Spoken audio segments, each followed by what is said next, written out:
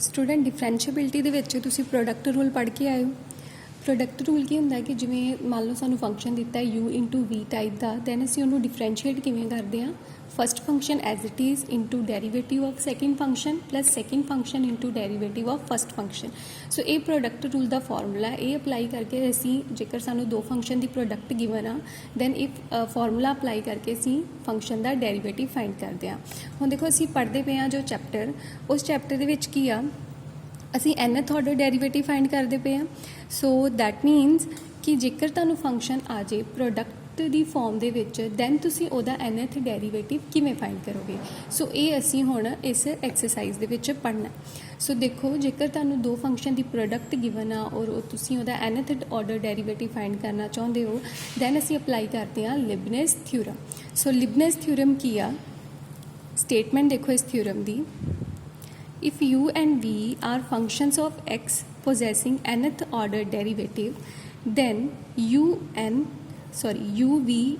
means nth order derivative of u into v is equal to nc0 un into v plus nc1 un minus 1 into v1 plus nc2 un minus 2 into v2 plus up to so on plus ncr un minus r into vr plus ncn u into vn, where ur denote the rth order derivative of u and ncr denotes the number of combinations out of n different things taken are at a time.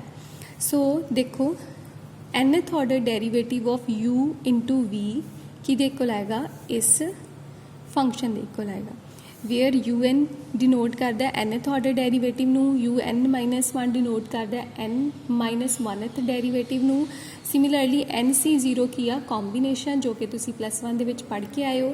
So combination की definition की होंदी है, जे ncr की असीं गल करिए तो किहदे कोल आएगा n फैक्टोरियल। देखो n factorial over r factorial into n minus r factorial. So आ होंदी है वैल्यू nc0 की। हुण देखो इस थ्योरम का असीं प्रूफ देखना है। नैक्सट प्रूफ असीं करांगे बाय मैथेमैटिकल इंडक्शन। सो मैथेमैटिकल इंडक्शन जो तुसीं +1 दे विच पढ़ी आ प्रिंसीपल ऑफ मैथेमैटिकल इंडक्शन की हुंदा उहदे च कि सब तो पहला असीं रिजल्ट शो करते हैं n इक्वल्स टू 1 दे लई, दैन लैने result n equals to k दे लई अज्यूम करते हैं और लास्ट पे असीं शो कर देने कि result is true for n is equal to k plus 1। So by mathematical induction असीं आ रिजल्ट प्रूफ करना है। सो सल्यूशन प्रूफ देखो इहदा। सो देखो सब तो पहला जो n की वैल्यू 1 आ, सो मीनस जो असीं फस्ट ऑर्डर डेरीवेटिव फाइंड करांगे। सो uv1 किहदे कोल आएगा u1 फस्ट फंक्शन का derivative into second function plus second function into derivative of first function. हुण देखो इत्थे 1 आ गया ना, तो 1 नूं लिख सकते हो 1c0 की वैल्यू 1 ही हुंदी है और 1c1 की वैल्यू भी 1 हुंदी है। ये तुसीं ऑलरेडी पढ़ चुके हो +1। सो आ चीज़ आ जाएगी। So therefore theorem is true for n equals to 1। So n equals to 1 के लिए थ्योरम ट्रू होगी। दैन हुण असीं अज्यूम करांगे कि मान लो result is true for n equals to m लिख सकते हो, k लिख सकते हो, डिपेंड करता है तुहाडे उपर। So assume that the theorem is true for n equals to m where m is a positive integer. So theorem जेकर m दे लिए ट्रू आ, सो दैट मीनस जो रिजल्ट सानू गिवन आ वो m दे लिए ट्रू होएगा। सो असीं सारा रिजल्ट लिख लिया। सो रिजल्ट दे विच जिथे n लिखा है उत्थे असीं m पुट कर देंगे। सो आ चीज़ आ गई। दैन असीं की करांगे हुण शो करांगे कि result is true for m+1। So m+1 show करन दे लई असीं जो साडे कोल आ इक्वेशन आई है इहदा डिफरेंशिएट करांगे। सो देखो differentiating both side with respect to x we get, देखो डिफरेंशिएट जो करोगे mc0 तो एज इट इज़ आ गया। हुण um का डेरीवेटिव की आ जाना है um+1 इंटू v। देखो ये दो फंक्शन की प्रोडक्ट है ना। सो um+1 into v plus um into v1। सो आ चीज़ आ जाएगी इस फंक्शन का डेरीवेटिव करन ते। सिमिलरली इत्थे की आ जाएगा um into v1 plus um-1 into v2। So similarly आ सारे फंक्शन सारे टर्म्स का असीं डेरीवेटिव करांगे। सो डेरीवेटिव करन ते देखो की आएगा। सो हरेक टर्म का डेरीवेटिव करन ते आ चीज़ आ जाएगी। देखो क्योंकि ये सारे फंक्शन जिहड़े ने वो दो फंक्शन की प्रोडक्ट आ, सो प्रोडक्ट रूल लगा के आ डेरीवेटिव आ जाएगा। उस तो बाद की करना है असीं mc0 वाली टर्म अलग लिख ली then u m v one वाली टर्म कॉमन निकाल के किया जाएगा m c zero plus m c one. Similarly m c one plus m c two इत्थे क्या आ गया u into m minus one v two. So solve देखो की किता असी कि u m plus one into v वाली टर्म अलग लिख लिया, यू एम वी वन वाली term then u m minus one v to वाली टर्म अलग लिख लिया। सो आ चीज़ साडे कोल कॉमन आ गई। दैन आ इक्वेशन बन जाएगी। हुण देखो एम सी जीरो की वैल्यू किहदे इक्वल हुंदी आ 1 दे इक्वल, और m plus one c zero की भी वैल्यू 1 हुंदी आ। सो दैट मीनस 1 की जगह असीं आ चीज़ लिख सकते हैं। उस तो बाद नैक्सट टर्म आ m c zero plus m c one. हुण देखो एम सी जीरो की वैल्यू की आएगी 1 और एम सी वन की वैल्यू कितनी आनी है,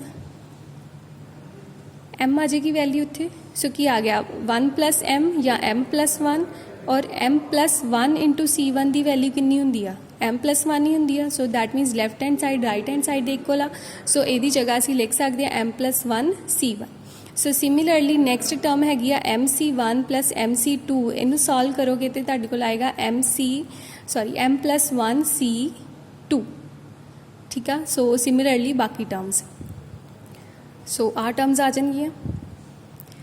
सो ये जो वैल्यूज़ आईयां ने ये एम प्लस वन वाली टर्म जो इक्वेशन असी लिखी है वो पुट करन ते आ वैल्यू आ जाएगी। सो देखो एम प्लस वन है थोड़े डेरीवेटिव फाइंड कर रहे हैं तो इत्थे भी m plus one c zero u m plus one v आ गया, plus m plus one c one u m v one, so on m plus one c r u m minus r plus one v r, plus up to so on m plus one c m plus one u into v m plus one आ जाएगा। So that means result is true for n equals to m plus one. So assume करके चले सी कि result is true for n equals to m, और last असी prove कर दिता कि रिजल्ट ट्रू आ एम प्लस वन दे लिए। So that means result is true for all natural numbers. So इहदा मतलब थ्योरम जो आ वो ट्रू आ फॉर ऑल पॉजिटिव इंटीजर ਜਾਂ all natural numbers. So Leibniz theorem की आ, लिबनेस थ्योरम असी उदों यूज़ करते हैं जो दो फंक्शन की प्रोडक्ट गिवन होवे और असी उन्होंने दो फंक्शन की प्रोडक्ट का nth ऑर्डर डेरीवेटिव फाइंड करना होवे। दैन असी लिबनेस थ्योरम का जो रिजल्ट आ वो अप्लाई करके रिजल्ट वो अप्लाई करके आंसर फाइंड करते हैं। सो लिबनेस थ्योरम अप्लाई करन ते nth ऑर्डर डेरीवेटिव फाइंड हुंदा जो दो फंक्शन की प्रोडक्ट गिवन होवे।